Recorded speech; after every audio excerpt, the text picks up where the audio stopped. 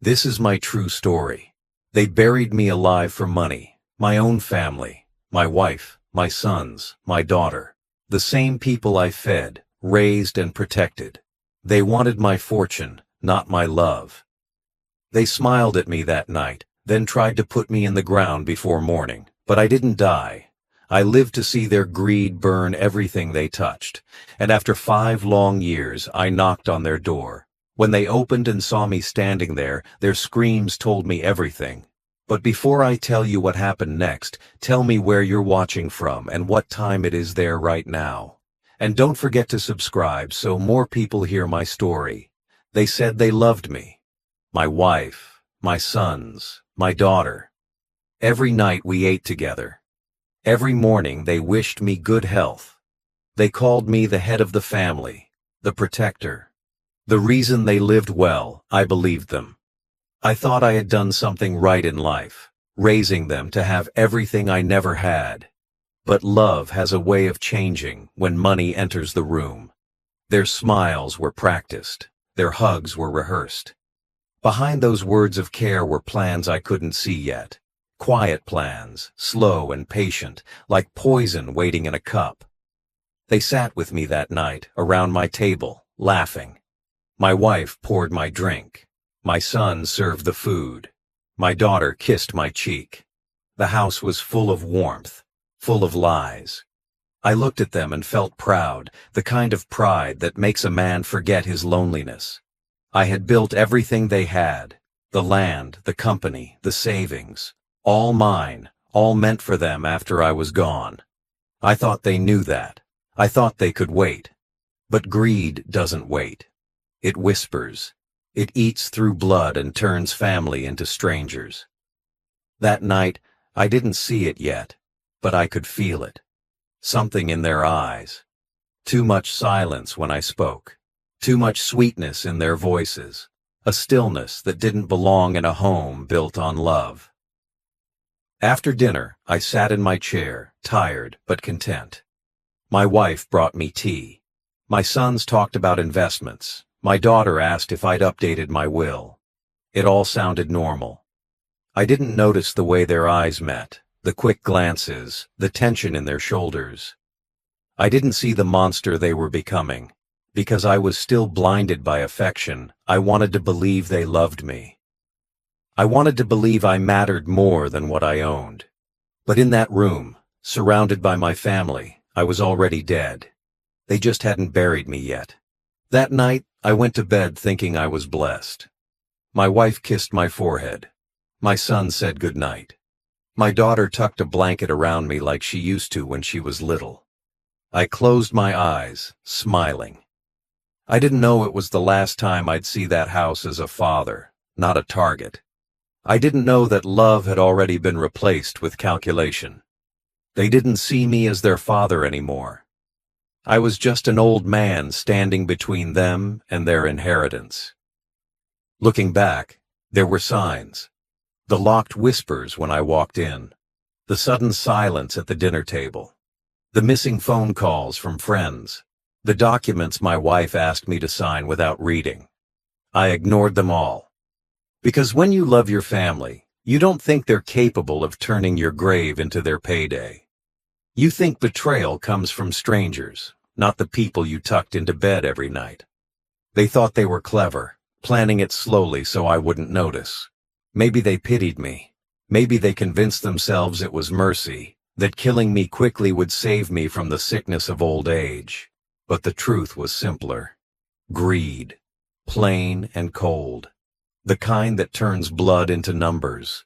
The kind that makes people forget who fed them, who sacrificed for them, who gave them life.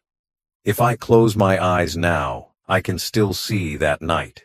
The candlelight, the smell of roasted food, the fake laughter.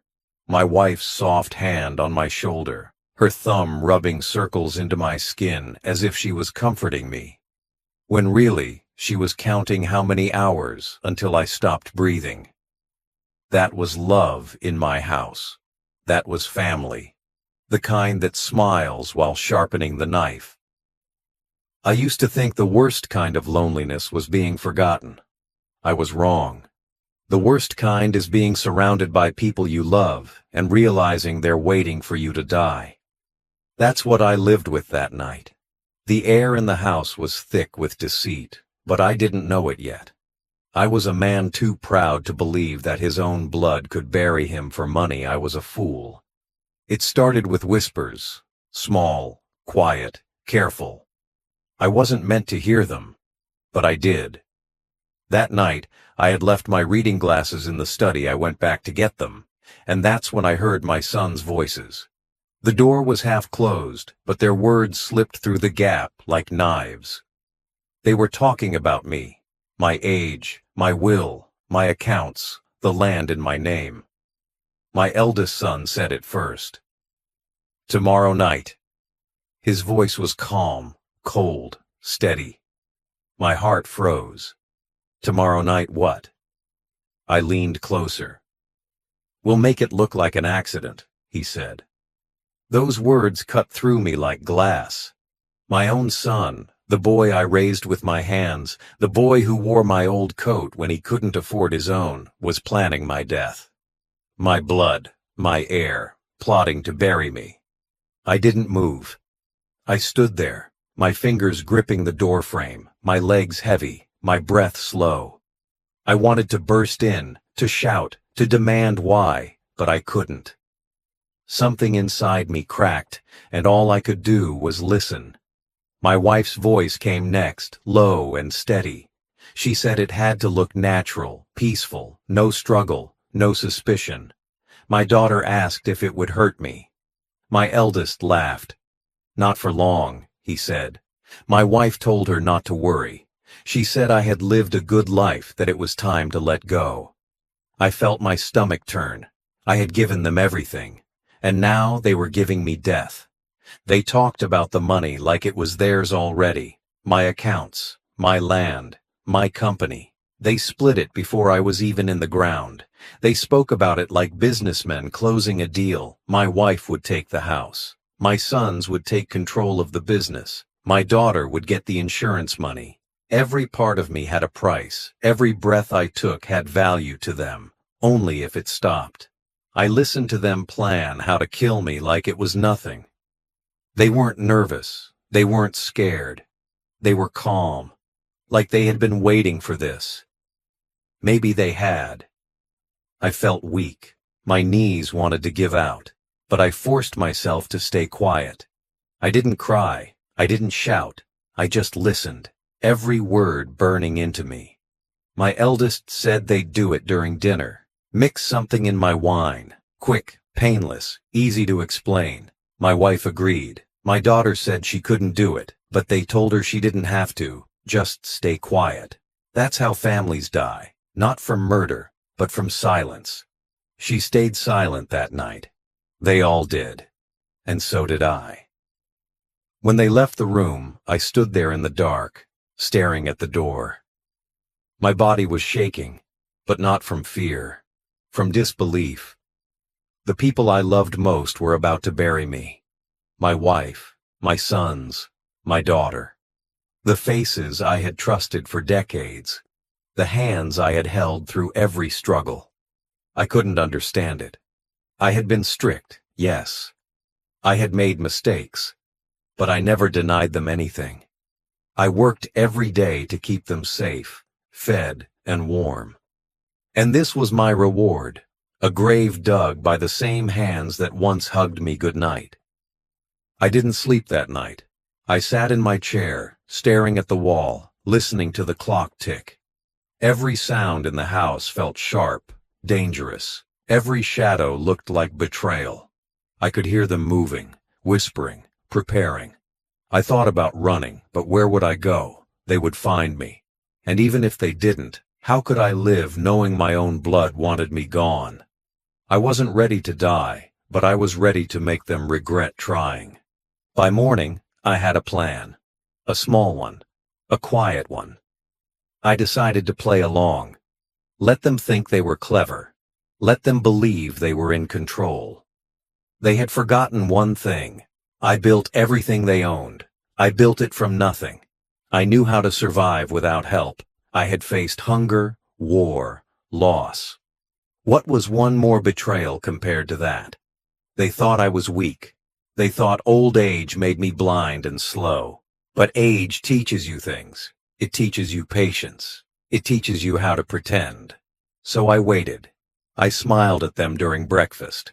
I thanked my wife for her tea. I hugged my daughter. I told my sons I was proud of them. They smiled back, thinking I didn't know, but I knew. And that knowledge burned quietly inside me. Not as fear, but as fire. They thought they were burying an old man. They were wrong. They were creating something they couldn't kill. That night, the house was quiet. Too quiet. My wife cooked my favorite meal. My sons poured the wine. My daughter smiled, but her eyes were red. I could feel death sitting with us at the table. Every sound felt heavy, like the air itself knew what was coming. I ate slowly, pretending not to notice the way they watched me. My wife kept refilling my glass. My eldest son kept checking his watch. I could taste the bitterness in the wine. It wasn't normal. It burned slightly on my tongue. I knew what it was. They thought they were clever, but I had already made my move. Earlier that day, I switched the bottles. The poison they mixed for me was now in their own glasses. But I didn't come to kill them. I came to survive. I wanted them to live long enough to see what they had done. I played my part. I pretended to feel dizzy, weak, fading. My daughter started crying. My wife touched my neck, checking my pulse. My sons carried me to my room, whispering about calling a doctor. But they didn't call anyone. They closed the door. I could hear them talking outside, making sure no one else in the house would interfere. They planned every detail. I lay still, listening. My breathing was slow, shallow. I heard them come in later, soft footsteps, careful movements. They covered me with a sheet. I didn't move. Not even when they wrapped my body in cloth and whispered that I was gone. My wife's voice cracked once, but it wasn't sadness. It was fear. Fear that someone would find out what they had done. They carried me out of the house through the back door. It was still dark, the air damp and cold. I could smell the soil before I saw it. I heard the shovel hit the ground. One of my sons said it would be quick. Another said they didn't have much time before sunrise. My heart pounded, but I stayed still. I needed them to believe I needed them to finish. They dug deep. I could hear the dirt falling beside me. I could hear their breathing, steady, focused, cold. When the hole was ready, they lowered me down. My back hit wood. A coffin. They had planned everything. I stared into the darkness behind my closed eyelids. I wanted to scream, but I didn't. I had built a way out. I had prepared. The lid closed above me. The sound of nails filled my ears. Then came the dirt. Heavy. Final. Every shovel of soil hit the coffin like thunder. I could barely breathe. The air grew thin, the space tighter with every second. My hands shook, my body trembled, but I forced myself to stay calm. I could hear their voices fading as they finished. My wife said a prayer. My eldest said, "It's done." Then silence. Only the sound of my own heart beating. Darkness surrounded me. The smell of wood and earth filled my lungs. For a moment, I thought about dying. It would have been easier. Just close my eyes and stop fighting. But something in me refused. Maybe it was anger. Maybe it was pride. Maybe it was love turned rotten. I didn't know. All I knew was I couldn't let them win. I moved my hand to the side and found the small metal tube I had placed there days before. My breathing line. My escape. I had hidden it in the coffin's edge when they weren't home. They thought I was an old fool. They never noticed. I took a deep breath through the tube, air thin but enough. My chest burned, my throat dry. but I stayed still for hours. I waited until the sounds above me stopped, until their footsteps were gone, until morning birds started singing. Then, slowly, I pushed the loose board near my shoulder. Dirt fell into my face. I didn't stop. My fingers clawed upward through the soil. It was heavy, endless, crushing, but I kept moving. Inch by inch. Breath by breath, I could feel my heart pounding against my ribs. Every second felt like a lifetime. I wasn't digging to escape death. I was digging to live long enough to destroy them. When my fingers finally broke through the surface, cold air rushed in. I gasped. The light hurt my eyes, even the faint light of dawn. I pulled myself out, my body shaking, covered in dirt, my clothes torn. The world felt silent, still, unreal. I lay there for a long time, breathing, listening to the morning. Then I stood. My legs were weak, my head spinning, but I was alive. Alive because I refused to die by the hands of those I loved. They thought they buried a body. What they buried was their last chance for peace. When I crawled out of the dirt, the world looked different. The sky wasn't blue, it was gray, heavy, silent. The air burned in my lungs like smoke. My legs could barely hold me up, but I forced myself to move. Every step was pain, every breath was fire. My hands were shaking, bleeding from the soil, my clothes hung in torn pieces. I looked like a corpse that forgot to die. Maybe that's what I was. I didn't feel human anymore. I felt like something born again in anger. I looked back at the ground where they buried me. My name was on the wooden marker. My birth year. My death year. They had already written my ending, but I wasn't done yet. Not until they felt what I felt. I walked through the field behind the house, slow and half blind. My body ached, my mind empty. The world was quiet, except for the sound of birds and the crunch of dirt under my feet. The sun started to rise. Its light hit me, but it didn't warm me. I didn't belong to the living anymore. Not fully. I found a river and washed my face, my arms, my hands. The water turned brown from the dirt and blood. I stared at my reflection. Sunken eyes, gray skin, a stranger. The man in the water wasn't a father or a husband anymore. He was something else. Something that crawled out of his own grave to see how far betrayal could reach. I knew I couldn't stay near the house. They would panic when they saw the empty grave. They would think someone found out. They would try to cover their tracks, hide the money, erase the evidence. I couldn't give them that chance. I needed to disappear. I went to the small cabin I owned miles away, the one no one remembered. It was old, falling apart. But it was mine.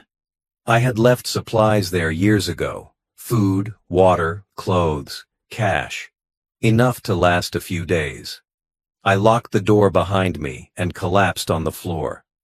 My body gave out, but my mind didn't. I lay there staring at the ceiling, replaying their voices, their laughter, their lies. Every word they spoke before the burial echoed in my head like poison. For days, I stayed there, healing. I ate little, slept less. My dreams were full of dirt, gasping breaths, and the sound of shovels. I woke up covered in sweat, still feeling the weight of the earth pressing down on my chest. Sometimes I'd scream without meaning to. Sometimes I'd laugh. I wasn't sure which part of me was still sane, but pain has a strange way of shaping you. It strips away everything fake until all that's left is what's real. And what was real for me was survival. I refused to die for people who saw me as a number on paper. When my strength returned, I made a plan. I went into town under a new name. I grew a beard, cut my hair, changed the way I dressed. No one recognized me. I found work. Simple jobs. Enough to earn money quietly. I stayed in the shadows, listening, watching. I learned everything that happened after my death. The funeral, the tears, the money that followed. They sold my company, my land, my house. My wife wore black for a few months, then married someone else. My sons took control of the accounts. My daughter disappeared into luxury. They moved on easily, too easily. None of them asked questions, none of them cared. They buried me, got paid, and started living the life they thought I'd left for them.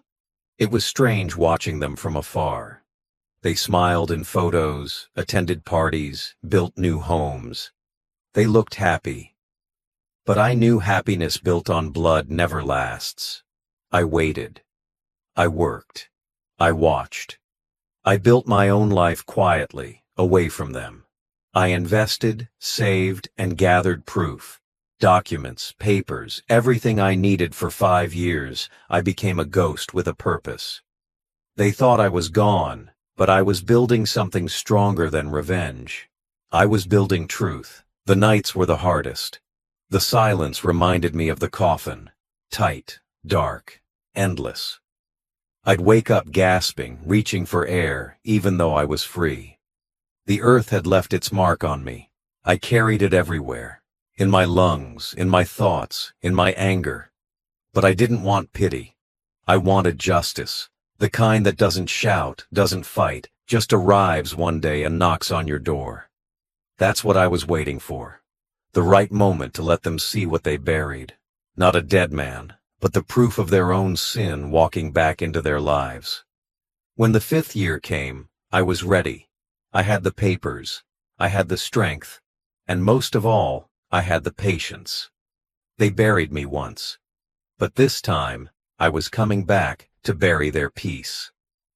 5 years passed while I lived in the shadows. I learned how to be invisible. I slept in cheap rooms, ate small meals, and kept my face away from old friends. I grew thinner. I grew quiet. I learned their new names, their new deals, the places they went to show off what they stole. I watched their photos in papers and on screens. My wife wearing jewels that shone like the grave I almost had. My sons in suits that smelled of my money. My daughter at parties with men who gave her the look the way my sons had once looked at my bank accounts. They moved without me. They built lives on my bones. I watched and counted every small lie they told the world.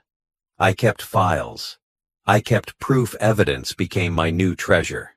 The only thing I carried that was worth more than grief. I worked odd jobs. I fixed things people forgot. I cleaned floors, mowed lawns, painted fences. I learned how to hide my hands so no one would stare at the scars and dirt. I learned names that were not mine. I learned to answer to those names. I slept with the door open and never trusted a face. Men who tried to be kind looked at me like an old pawnbroker who had nothing to sell. I let them. Their pity was small and meaningless. I did not want their pity. I wanted them to watch.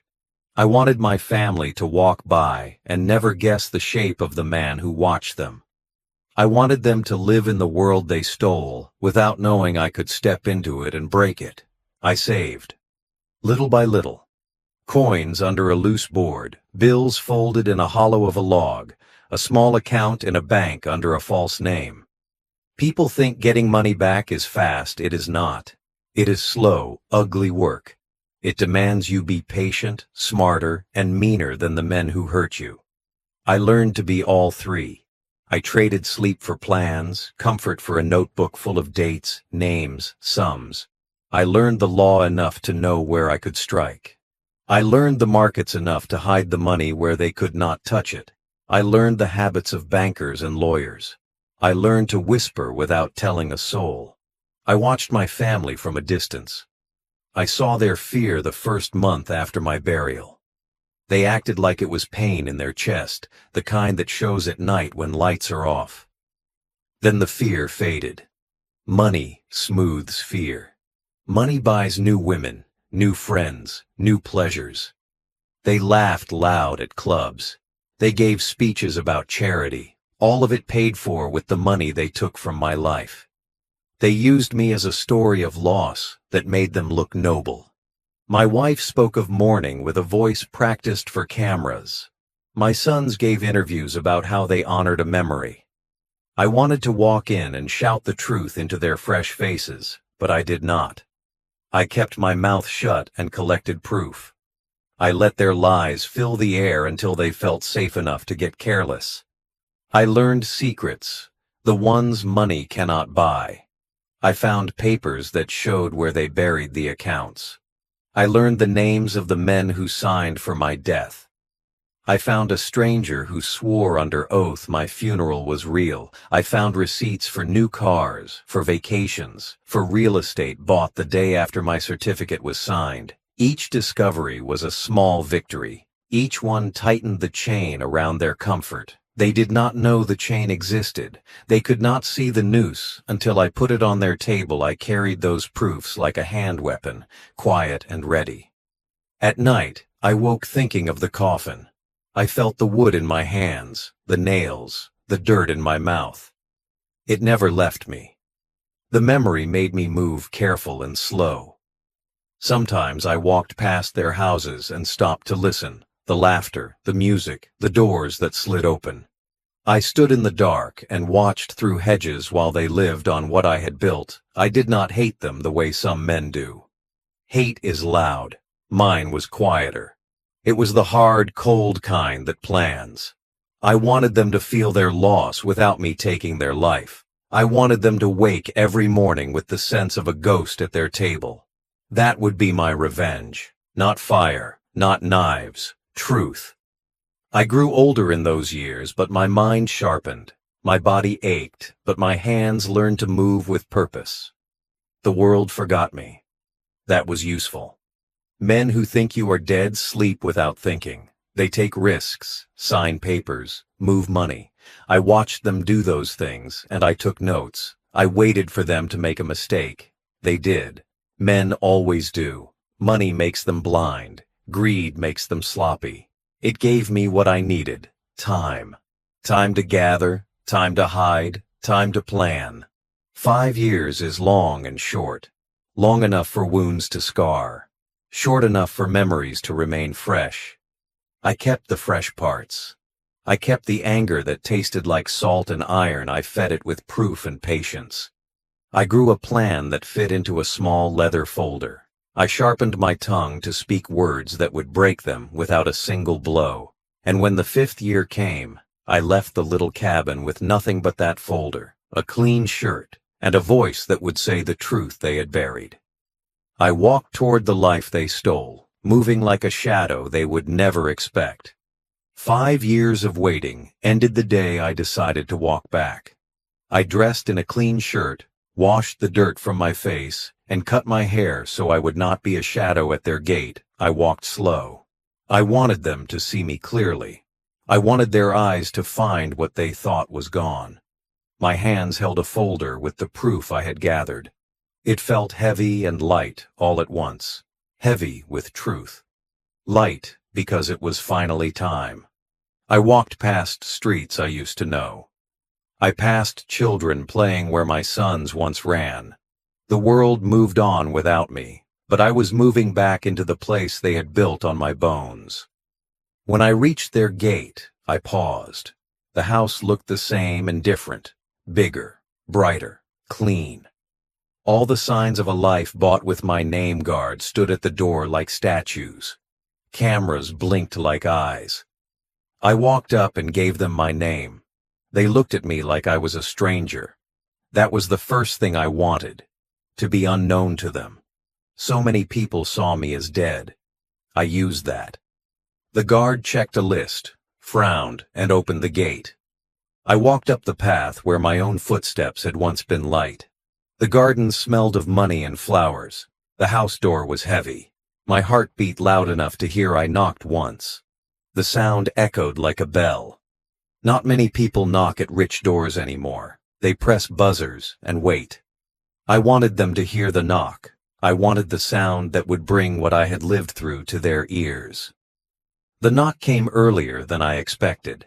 The maid opened the door first, then stepped back when she saw my face.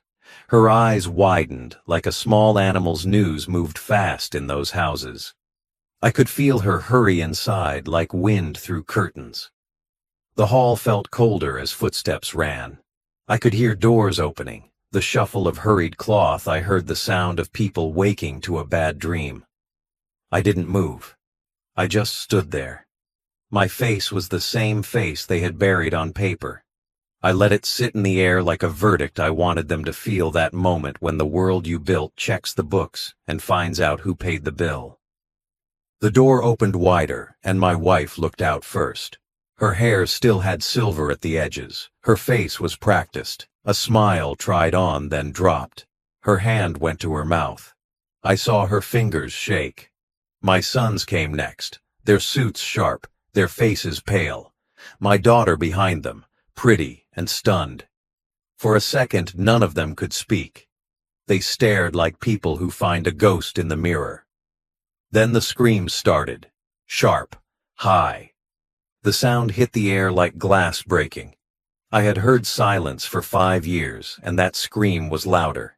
It filled the yard, the street, the empty spaces where my voice used to be. Neighbors came out. Windows opened. People pointed. I stood and let them scream. I wanted them to feel the full measure of fear they had given me in the dark. They backed away as if I would bite. My wife dropped to her knees. My sons held each other like boys. My daughter covered her face. Their eyes had the same greedy flash I had seen the night they planned. Now it was replaced by terror. Greed had hardened into panic. Money could not buy courage in the face of what they had done. Their mouths moved, but no sound came. I could see each thought run across their faces: the funeral, the signatures, the celebrations, the deals. All of it rushed back like a flood. I watched their comfort strip away second by second. It was swift. It was clean. It was truth arriving at their door. I did not shout. I did not laugh. I waited for them to gather their breath. Standing there with dirt still under my nails and the folder pressed to my chest, I felt older and stronger at once. Years of being buried teach you patience. Years of hiding teach you how to return. They expected terror and confusion, but not a calm man who came to show them what they had stolen. The maid shook and dropped a tray. The sound seemed small against the noise of their panic, but it added to it. Voices rose in the house. Orders, questions, the sound of people trying to make a wrong right with paper and money, and the sound of keys. None of it would help. Neighbors called guards. Lawyers came in small cars. Phones lit up with the world they thought would save them. For 5 years they had money, but they had no courage. They wanted the world to fix what they did, to bury the truth again. But the truth had found my hands. It sat in the folder like a stone. I lifted it then, steady, and felt the weight of every paper I had collected. I was no longer the broken man they assumed. I was the man who watched them live on his name, and now held the proof of their crime in his hand. Their screams quieted into whispers, not because the noise stopped, but because the sound of my voice replaces it. I spoke then, slow and low, not to shame, not to comfort, but to name what they had done. They heard their own names in my mouth, and the house smelled of panic and paper. The guards looked at their clipboards, confused. The neighbors watched like it was a play. The world they made to hide the wrong could not hide when the wrong came knocking on its own door. They stared at me like I was death walking. My wife's lips trembled. My son's hands shook. My daughter's knees went weak. The sound of their fear was thick in the air. Heavy and alive, I stepped inside slowly, not to scare them, but to make them see. Every step I took was theirs, not mine. Every inch of that house was built from what they took from me.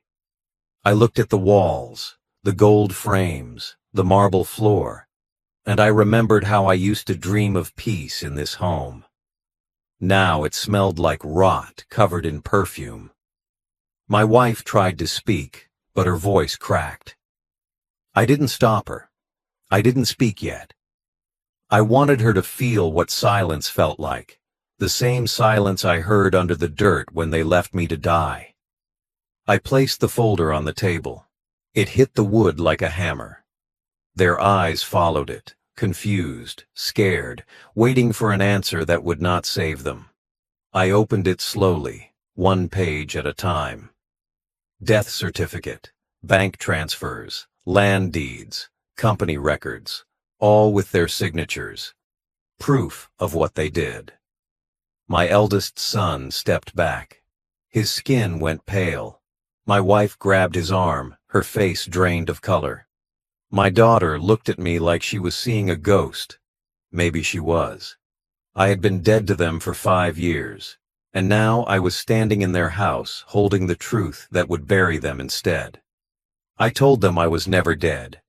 My voice was steady, calm, without hate. I wanted the words to land like stones, one after another. You buried me, I said, but I never stopped breathing. You poisoned me, but I swallowed truth instead. Their eyes moved from me to the papers and back again.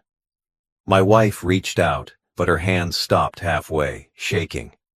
I could see her remembering every lie, every touch, every fake tear at my funeral. The memories were cutting her open from the inside. My sons couldn't speak. They looked at each other like strangers, as if each was waiting for the other to fix what couldn't be fixed. Then I gave them the final papers, the ones that showed everything they thought they owned was gone. Every account emptied, every property sold, every share transferred. They read the names on the documents, names they didn't recognize, names I created to move the fortune they killed me for. My eldest dropped the papers. My younger son cursed under his breath, but it came out more like a cry. My wife's knees gave out. My daughter hid her face in her hands and sobbed. I didn't feel sorry. I didn't feel anything. I had already cried all my tears in that coffin. This was not revenge. This was the truth showing its teeth. I told them how I had lived, poor, broken, but alive. How I had built everything again from nothing. How I watched them waste my life's work on greed and pride. I told them about the breathing tube, the crawl through the dirt, the nights I woke up choking on the memory of soil. My words came slow, heavy, simple. I wanted them to feel each one. I wanted them to see the man they thought they destroyed, still standing while their world cracked around them. My eldest tried to speak, to justify, to explain, but lies don't work when truth is staring at you. His voice failed. His legs gave out. My wife begged for mercy with her eyes, but mercy doesn't grow in the soil of betrayal. I told them they had 5 years to enjoy their stolen lives. That was their gift. Now it was over. I handed them a single sheet, legal proof that the entire estate now belonged to a trust they couldn't touch. Their money, their houses, their company, gone, sold, stripped, erased. I didn't keep it. I gave it all away to the people they never cared about, the ones they stepped on while reaching for more. I didn't need the wealth. I needed the lesson to stay. I wanted them to understand that what they buried wasn't just a man. It was their chance to live clean, and they had thrown it into the dirt. My daughter's sobs grew louder. My sons stood still, empty, lost. My wife just stared at me, her eyes hollow. She whispered something I couldn't hear, maybe my name, maybe a prayer I didn't answer. I picked up my folder, turned toward the door, and said only one thing before I left. You buried me for money. Now money will bury you. And I walked out into the night behind me. Their screams started again, louder than before. Not fear this time. Despair. The kind that money can't buy silence for. The next weeks were chaos for them. Their mansion that once stood proud started to fall apart piece by piece. The gates that once opened for rich guests now stayed locked. The servants left. The cars disappeared. The bank froze their accounts. The company they built from my name collapsed under the truth I left behind. I watched from a distance as everything they stole began to crumble. It didn't happen fast. It was slow, cruel, perfect. The kind of punishment that makes every day feel like a year.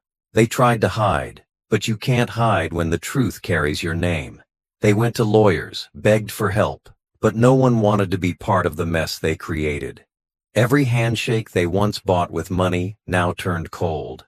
The same people who smiled at their parties now crossed the street to avoid them. That's how greed dies, alone, without applause. My eldest son tried to sell the house, but no one would buy it.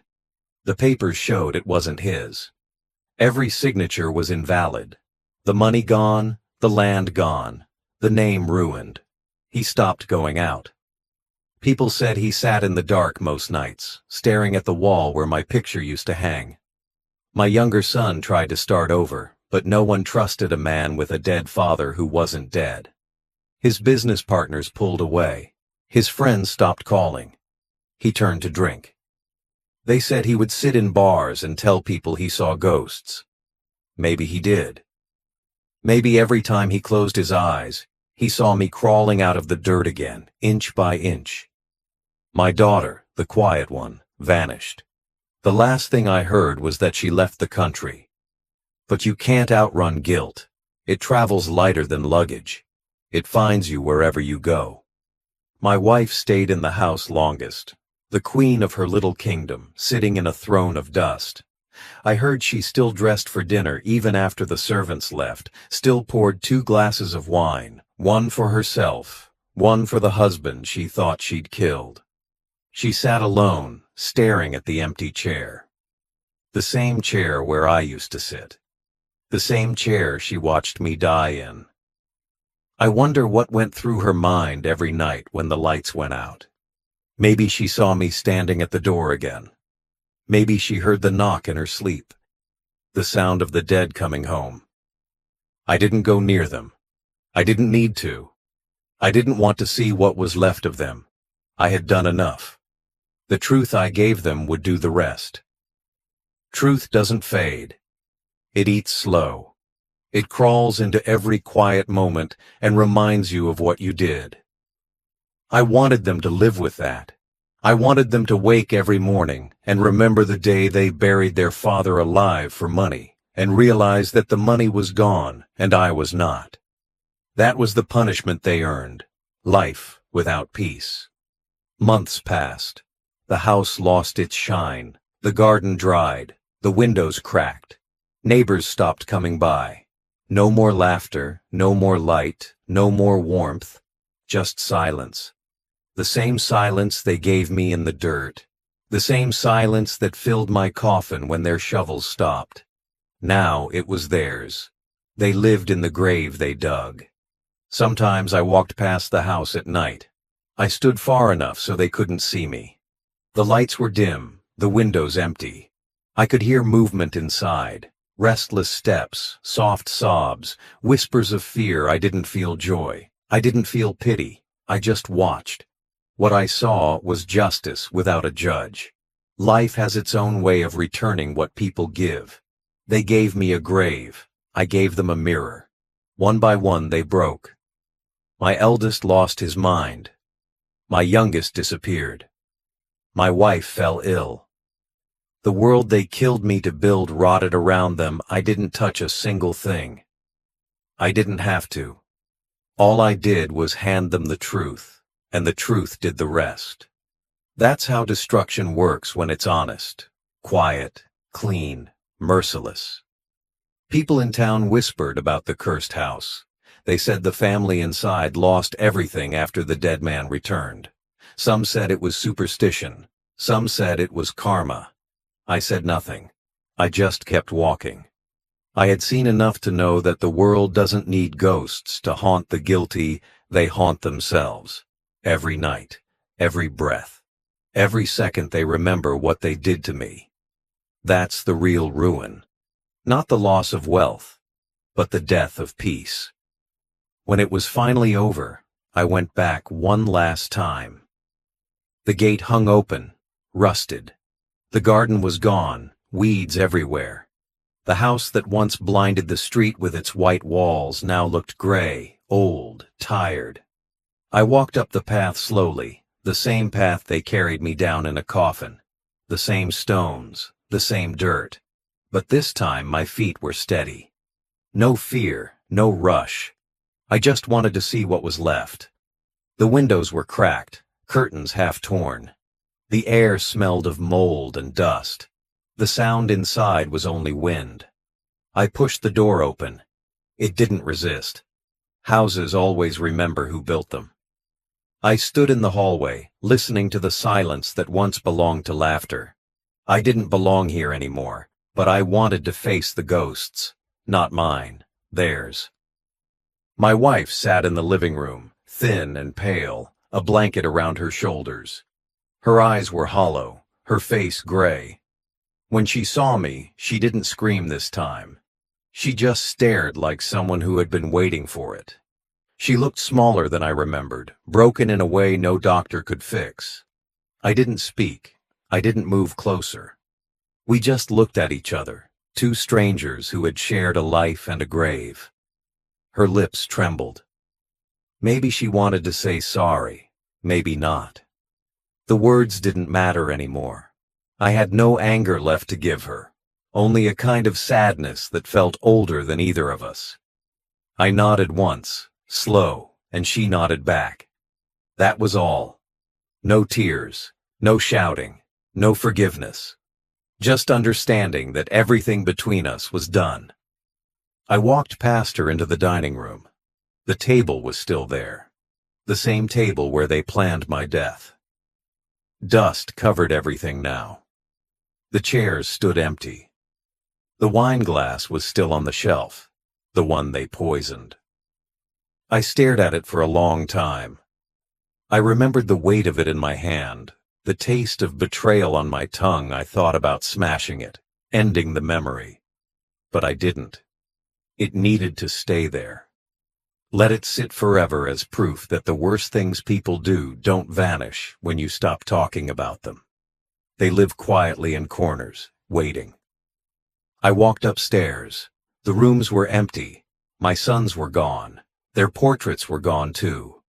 My daughter's room was cold and bare. I found an envelope on a table. No name, no address, just words written in her handwriting. I'm sorry. I didn't open it. I didn't need to. Sorry doesn't fix graves. Sorry doesn't unbury fathers. I left it there, beside a broken lamp and a pile of old clothes. I went back downstairs. My wife hadn't moved. She was staring at the window, lost somewhere between guilt and time. I wanted to say something, maybe goodbye, but words felt useless. They had already said enough lies to fill a lifetime. Silence was cleaner. I looked around the house one last time. The walls seemed smaller now, as if the truth had squeezed the life out of them. This was once my pride, my dream, my home. Now it was a monument to greed. I had no reason to stay. I turned toward the door. My steps echoed through the hall. One man leaving, one ghost staying behind. I stopped at the threshold and looked back. My wife's head was bowed. The blanket slipped off her shoulders. She didn't move to pick it up. The light from the window hit her face, and I saw tears for the first time. Not loud ones, not dramatic. Just quiet drops that meant she finally understood what she had done. That was enough. I walked out. The air outside felt different. Cleaner, colder, honest. I didn't look back again. The door closed behind me, slow, heavy, final. I left the screams, the guilt, the memories where they belonged. I had carried them long enough. Some debts are too heavy for revenge. Some wounds need to stay open so they never heal the wrong way. I didn't curse them. I didn't forgive them. I just let them live in the grave they dug while I walked away free. The world was still quiet, but it was no longer cruel. It was just empty. and for the first time in years, that emptiness felt right. I live near the sea now, a small house with peeling paint and quiet waves outside my window. The air smells of salt, not soil. No marble floors, no servants, no noise, just the sound of water and wind. I wake early, make tea, and watch the sun crawl out of the ocean. Every morning feels the same, and that is peace. Real peace. The kind I never had when I was rich, when I was surrounded by people who smiled at me while waiting for me to die. The sea doesn't lie, it doesn't whisper. It just moves. I like that. I don't need much anymore. A chair, a cup, and silence. I earned my silence the hard way. Sometimes I think about them, but not often. My wife, my sons, my daughter, the family that turned my life into a grave. I wonder if they're still alive. I wonder if they wake at night, hearing the sound of shovels, the weight of dirt, the knock on the door that ended everything they thought they had. Maybe they moved away. Maybe they pretend I never existed. It doesn't matter. They will never forget the truth. You can't unsee a ghost that comes back breathing. You can't bury guilt once it learns to speak. That's the justice I left behind. Not courtrooms, not prison, but memory. It doesn't fade. It eats slowly, quietly, forever. People ask if I ever wanted revenge. I tell them no. Revenge is loud and short. Truth is slow and permanent. I didn't want blood. I wanted understanding. I wanted them to feel what I felt, the fear, the emptiness, the loss. And they did. I made sure of that.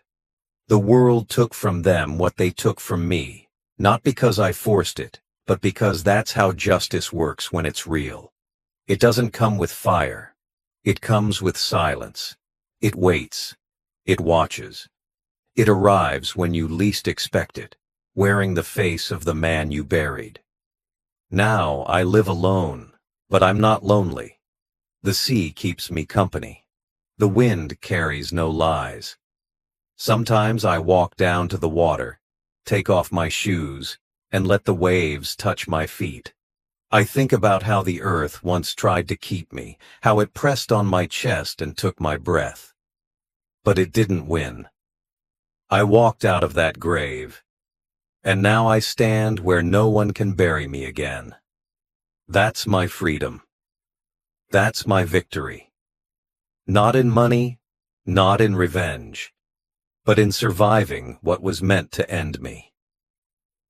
At night, I light a candle and sit by the window. I don't pray. I don't ask for forgiveness. I already forgave myself for trusting the wrong hearts I already buried, the man who once believed love couldn't turn cruel.